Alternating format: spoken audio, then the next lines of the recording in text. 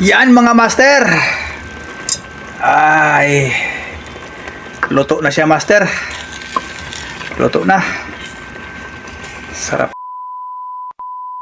Good evening. So dito na naman tayo mga master. Magluluto naman tayo ng gulay mga master. Yung talong at saka yung kalabasa mga master. Ayan o. O diba? So una-una sa lahat, maraming salamat sa mga taong nanood sa mga videos ko. Thank you very much. Sa lahat ng hindi pa, manood na kayo. Sa mga small content creator. So mga master, dito tayo nagluluto to ngayon. Hapunan ko master. Ito sa unit na kung saan nagluluto ako master kasi para makatipid, di ba master?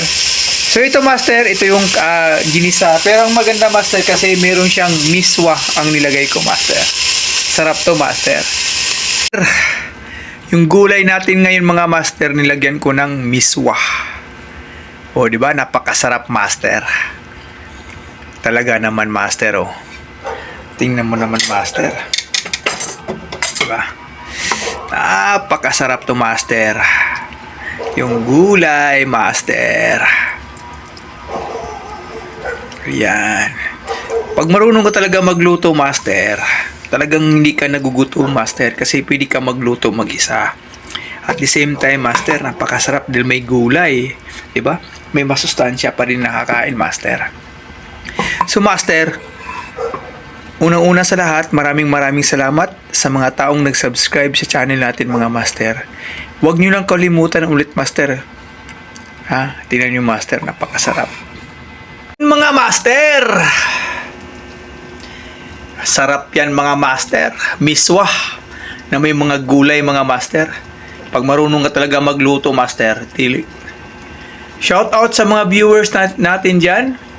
Huwag kalimutan i-follow at i-subscribe yung channel. Ayan, napakasarap. Napakasarap mga master. Ayan oh. Ay. Yan. Yan mga master yung sinasabi ko. Pag marunong ka talaga magluto, pwede ka kahit ano. Diba mga master? Ayan.